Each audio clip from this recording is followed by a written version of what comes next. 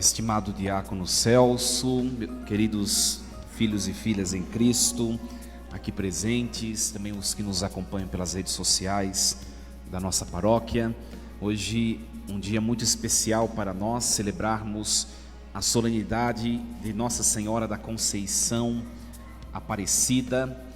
Esta solenidade quase que o centro da fé católica no Brasil, porque nós vemos com a aparição desta pequenina imagem de Nossa Senhora da Conceição, acredito que foi no ano de 1717, se não me engano, nós vemos o amor de Deus para conosco pela prece e intercessão de Nossa Senhora, e também nós percebemos um olhar singular de Maria para com este país, o Brasil, terra de Santa Cruz.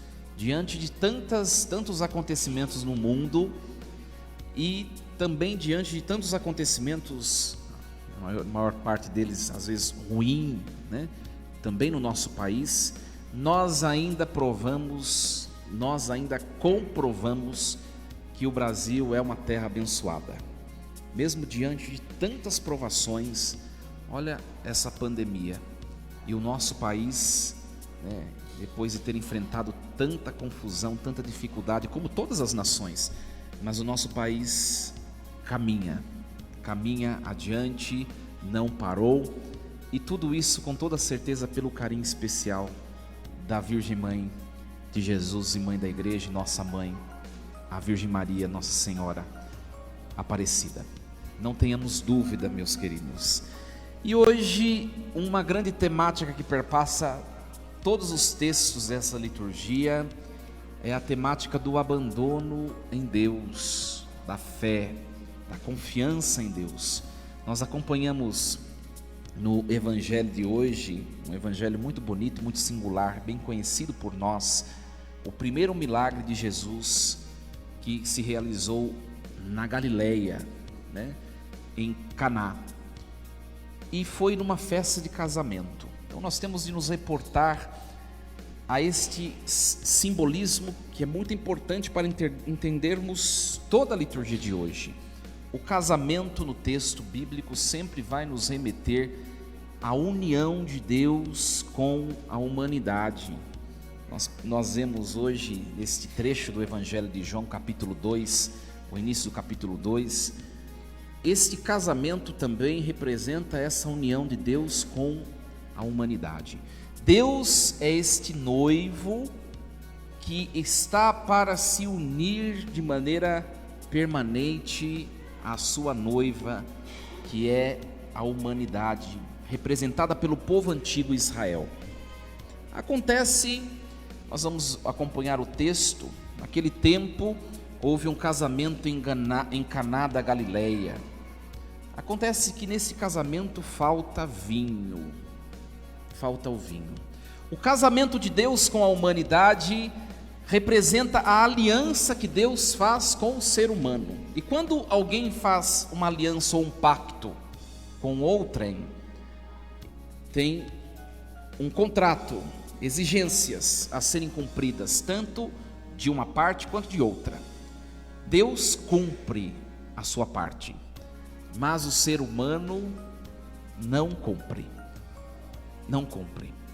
E quando acontece esse descumprimento de um trato, de um pacto, tal como um casamento, assim civilmente é um contrato, e aquele que é infiel, ele também atrai sobre si o sofrimento, a tristeza. Então o retrato desse casamento é um retrato de um casamento que está comprometido, não por parte de Deus, mas por parte da noiva, que é a humanidade, porque Deus é perfeito e fiel ao contrato, à aliança. Quando uma parte não cumpre fielmente o trato, esta aliança, esse casamento, ele está comprometido e destinado à destruição. Esse é o retrato do casamento que hoje nós vemos nesse evangelho. E aí o evangelista vai dizer assim, e é uma coisa muito curiosa. Lembram Não sei se vocês se lembram dos textos nos outros evangelistas, Mateus, Marcos e Lucas, quando Nossa Senhora vai procurar Jesus, parece que Jesus estava uma multidão e alguém diz: sua mãe está lá fora te procurando, e Jesus diz assim: quem é minha mãe? Né? Minha mãe é quem faz é quem faz a vontade de Deus e põe em prática. Quem faz a vontade de Deus ouve a palavra e põe em prática. Nós temos a impressão nesses textos sinóticos dos evangelistas que Jesus parece que ele diminui um pouco a figura de sua mãe. E aqui nesse evangelho de João é o contrário. Olha só, é um detalhe, a sutileza da escrita de João. Naquele tempo houve um casamento em Caná da Galileia. A mãe de Jesus estava presente. Também estava Jesus e seus discípulos. Olha só, dá a impressão contrária, né? Que João quis exaltar, e efetivamente João quis exaltar a figura de Maria, que é o retrato da igreja, a igreja que é santa, que é imaculada. Essa é a figura de Maria, aquela que está presente mesmo nas situações da vida que estão fadadas à destruição. Maria está presente nesta união de Deus com a humanidade. Também estava Jesus e seus discípulos. Jesus também tinha sido convidado de João, né? Mas a mãe de Jesus estava presente. E aí João vai dizer que o vinho veio a faltar. O vinho, tanto nesse texto do Novo Testamento, quanto em diversos textos do Antigo Testamento, representa a plenitude da humanidade, a felicidade plena, a alegria, a realização humana. Quando acontece a infidelidade por parte da humanidade, entra na vida humana o sofrimento e a morte, ou seja, o vinho vem a faltar.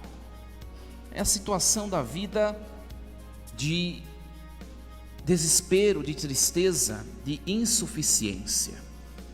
E aí é muito interessante que o evangelista vai mostrar que a mãe de Jesus, que estava no casamento, ela percebe que o vinho estava quase para acabar. E ela diz a Jesus: eles não têm mais vinho, eles não têm mais alegria, eles não têm mais sentido, mais realização, mais plenitude. E aí Jesus vai dizer a ela: mulher, não chegou ainda a minha hora. O que eu tenho com isso? Quando Jesus diz mulher, não quer dizer uma diminuição da figura de Maria. Se um protestante ler esse texto, ele vai falar: Jesus chama a mãe dele de mulher, né? É ignorância teológica. Ele chama Maria do mesmo nome como o pai chamou Eva. Lá no texto do Gênesis, Deus diz à serpente: a mulher irá pisar sua cabeça e tu lhe ferirás o calcanhar. É essa mulher. E de que jeito Maria pisa na cabeça da serpente? De maneira muito excelente é o cumprimento desse evangelho. Ela pisa na cabeça da serpente que quer destruir a união do homem com Deus, que é esse casamento, quando ela percebe que o vinho está a faltar, e ela intercede a seu filho para que ele supra de maneira portentosa a falta do vinho. Neste casamento por excelência, Maria cumpre o que está no texto do Gênesis. Ela pisa na cabeça da serpente, porque a serpente não tem outro objetivo senão destruir o casamento, a união de Deus com a humanidade. Por isso que Jesus chama ela de mulher, porque ela é a nova Eva, a Eva atualizada, não a Eva que foi ferida pelo pecado, mas a Eva que fere a serpente que feriu a primeira. É aqui. Ela percebe. E de que jeito ou quando é que Deus, na figura de seu Filho eterno, quando é que Ele vai devolver o vinho que falta? Na cruz. É pelo mistério, pelo sacrifício de cruz, que o sangue de Jesus, que é o vinho novo, haverá de ser reposto no casamento da humanidade com o Pai. Por isso ele fala assim: não chegou a hora de eu devolver esse vinho, de eu completar esse vinho.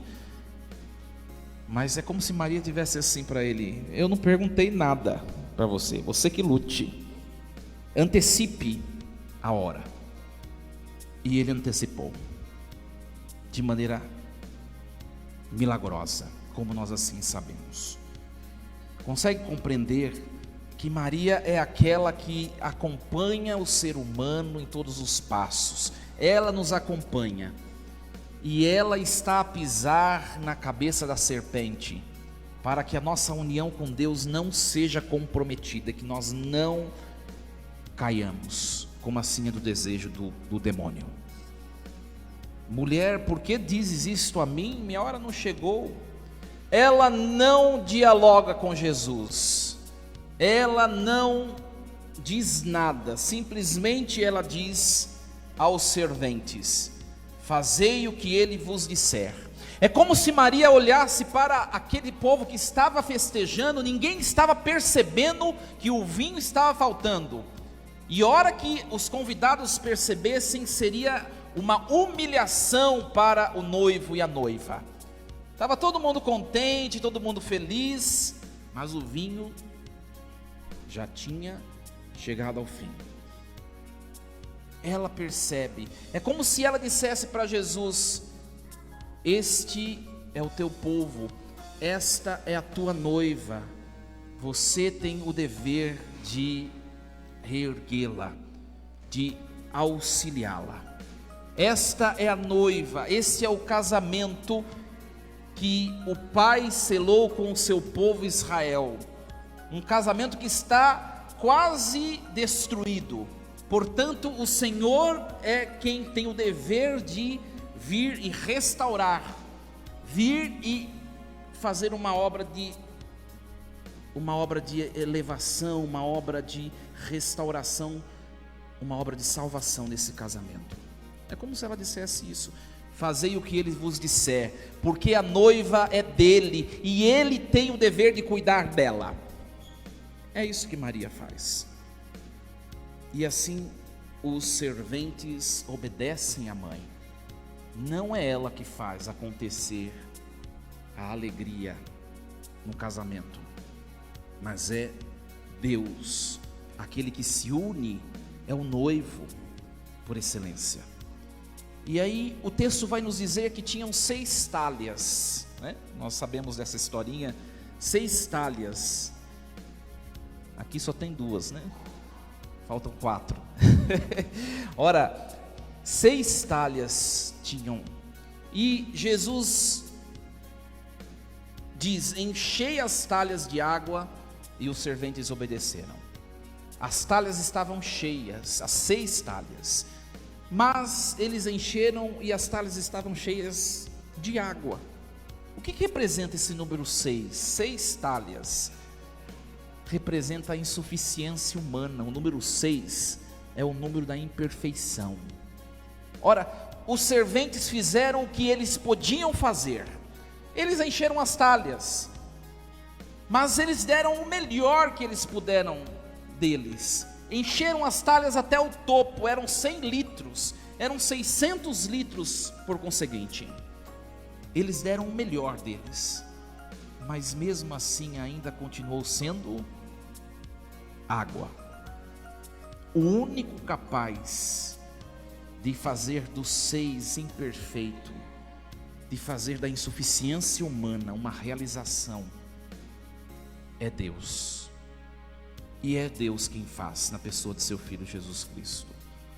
O que representa isso na nossa vida, meus queridos? Nós precisamos compreender uma vez mais, e a liturgia já vem nos falando há alguns dias disso, quem acompanha a missa diária, que nem tudo na nossa vida está nas nossas mãos para nós realizarmos, nem tudo. O máximo que nós conseguimos são as 6 talhas de água.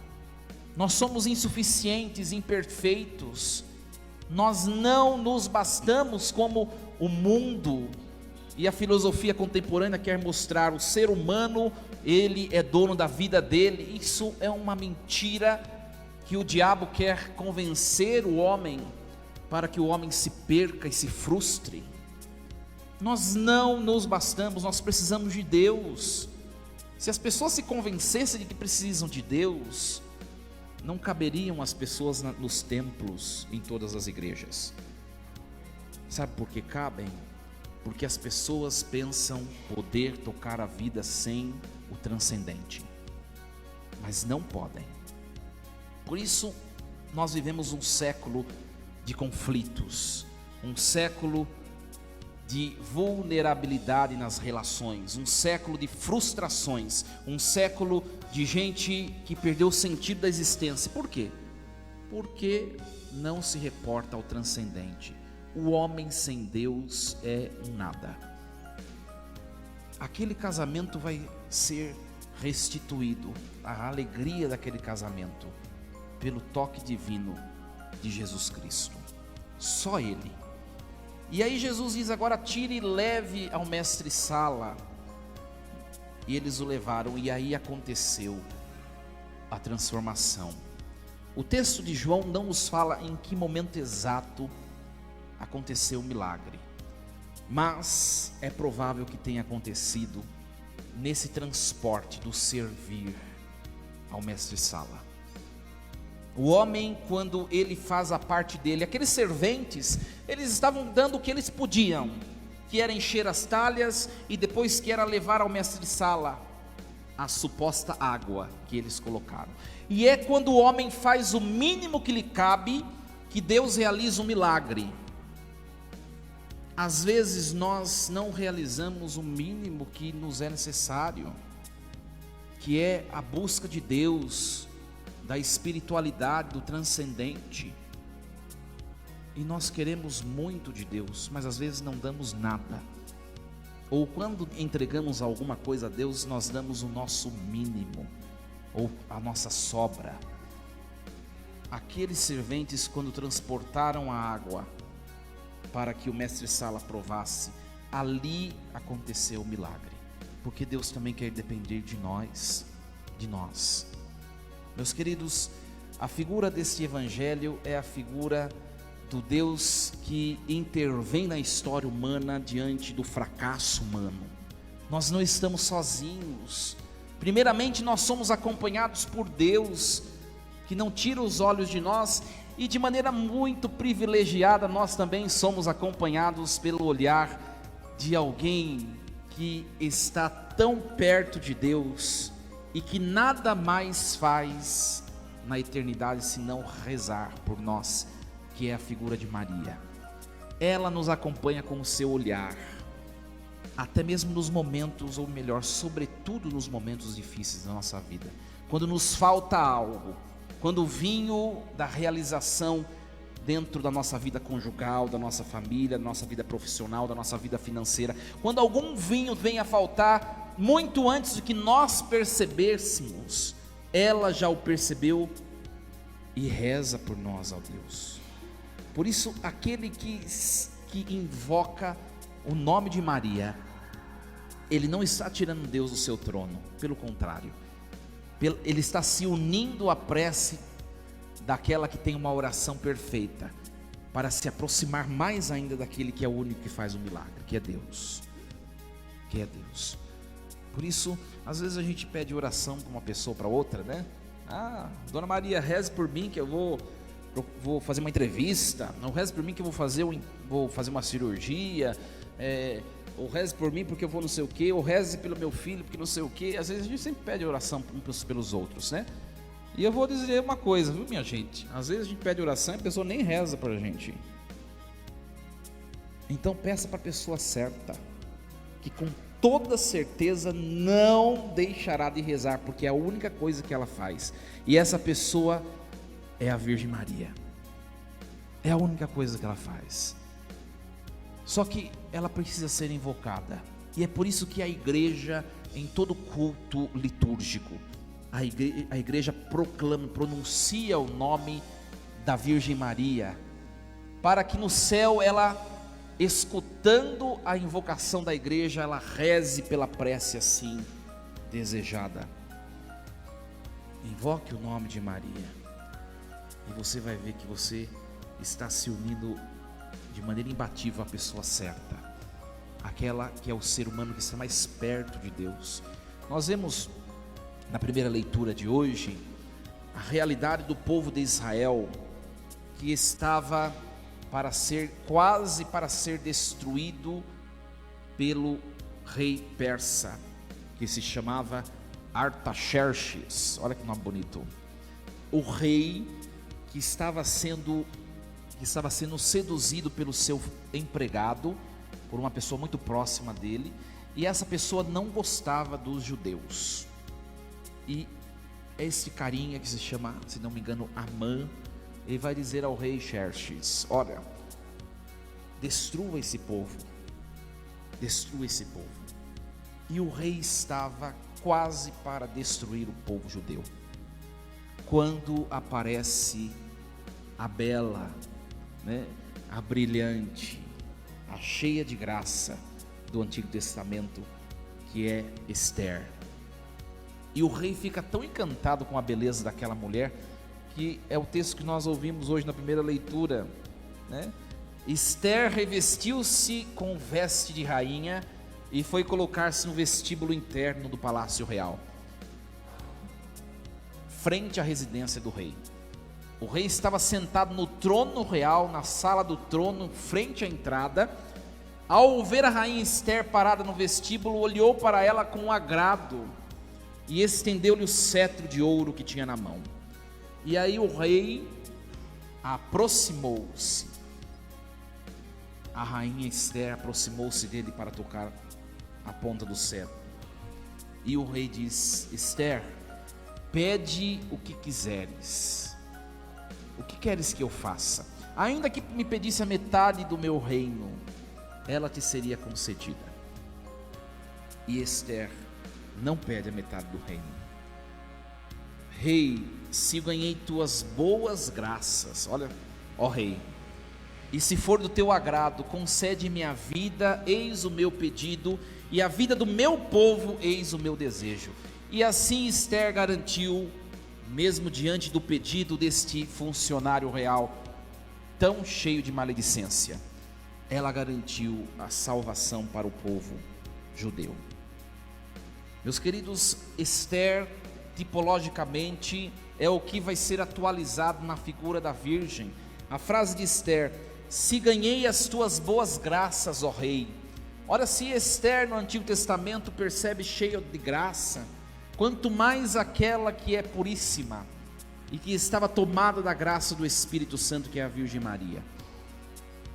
A figura desse funcionário cheio de maldade, que pede a destruição do povo, é a figura do demônio. A figura da Virgem é Esther. Esther que intercede pelo povo. Portanto, meus queridos, nós não estamos sozinhos. Nós temos alguém que reza por nós, por nossas lutas, por nossos projetos, por nossos sonhos. E quantas vezes nós fracassamos, e diante de um fracasso ou de outro nós tentamos ou pensamos em desistir.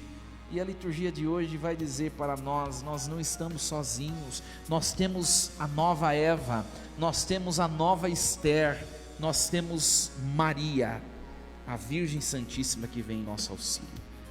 Este é o motivo de gratidão dessa noite, que nós levemos essa certeza no nosso coração, mesmo nas nossas fraquezas, quando às vezes queremos esmorecer, ela está a rezar por nós, com toda certeza. E a figura de Nossa Senhora da Conceição, que aparece no Rio Paraíba, é a figura de Maria que nos acompanha com o seu olhar a nossa nação, a Aparecida, uma imagem que depois, numa certa ocasião, que não me lembro o ano, foi quebrada em muitos pedaços. Não sei se vocês sabem a história da imagem. É que a gente não tem mais acesso visual com proximidade à imagem original. A imagem original, ela é toda cheia de caquinho colado um no outro, né? A imagem original foi espatifada no princípio da devoção da igreja para com a Virgem Aparecida. O retrato de Maria, que está trincada, mas que pelo toque do Espírito por meio da igreja foi restituído, é o retrato da nossa vida também, quando nós nos percebemos da mesma maneira que ela. Quantas vezes nos sentimos quebrados, impotentes, destruídos, mas ela faz o mesmo que ela fez com a sua imagem da Virgem da Conceição. Ela nos restitui pedacinho por pedacinho, e é essa alegria que nós devemos levar por meio da liturgia de hoje, e pedir que Nossa Senhora abençoe o nosso Brasil, as nossas famílias, a cada um de nós os nossos sonhos e projetos. Hoje nos sintamos amados por Deus e digamos com toda a fé, com toda a convicção: nós temos uma mãe que nos defende, que reza por nós. Assim seja. Amém.